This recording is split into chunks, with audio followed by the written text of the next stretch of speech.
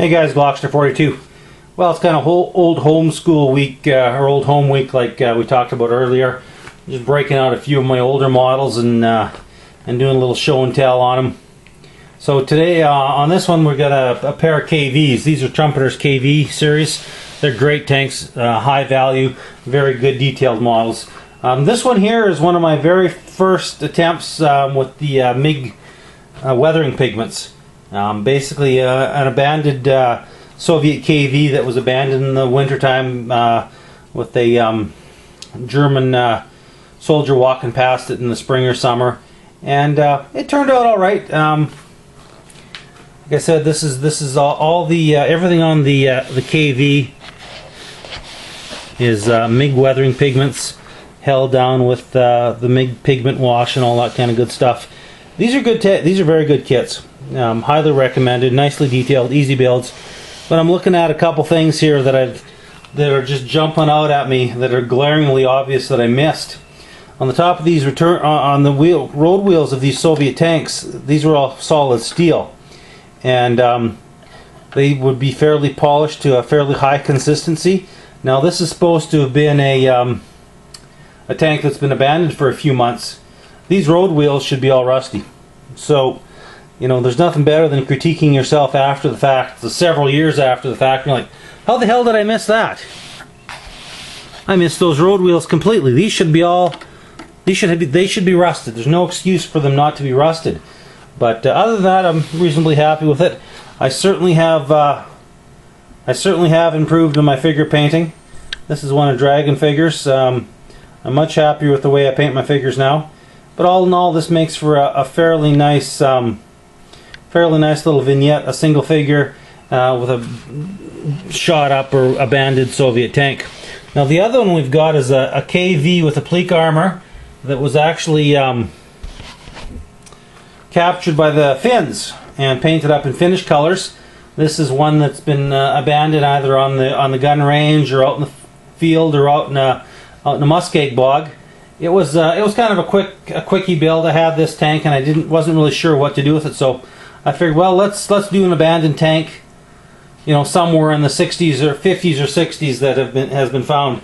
Now on this one, I remembered to throw some rust on the road wheels. I really like the way the MIG pigments look on the road wheels, under the road wheels. When you look at old vehicles, I really like the way this one turned out.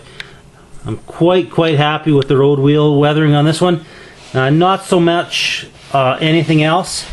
It should be sun faded a lot more. It's a little bit shiny. It should be a lot more matte, and the color should be a lot more faded out. But this was a learning process. I used the shredded foam, which is okay in the birch seeds for leaves.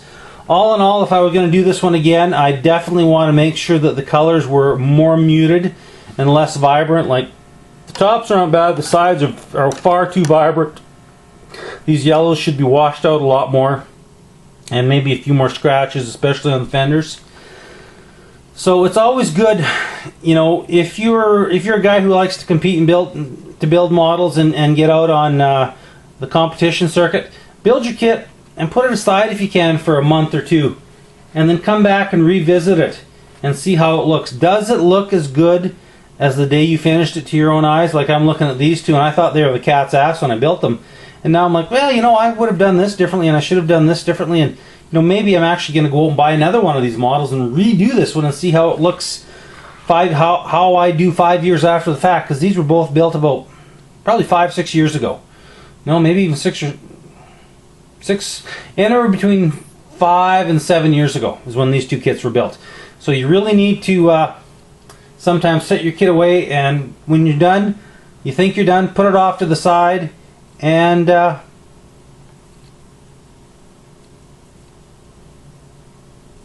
what's this blinking? Sorry guys, something's blinking on my screen. Oh, I've only got 2 minutes left. Well, I sure used that card up. Anyway guys, enough blathering away. I need you to download some stuff.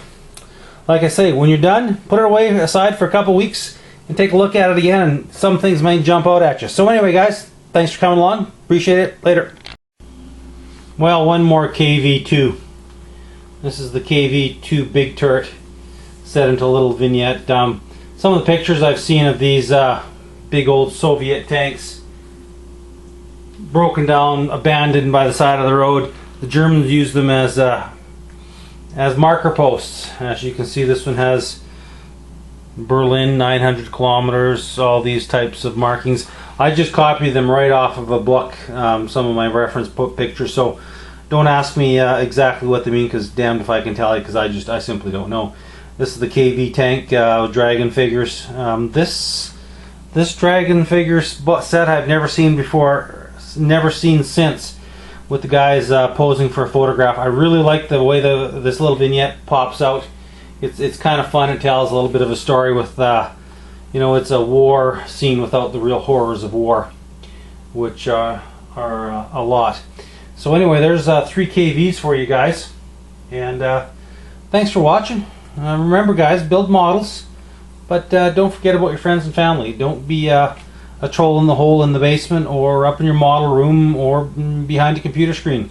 Don't forget to get out and live life. Do things, see things, and do more than just build models and that kind of good stuff. Alright guys, later. Thanks for watching.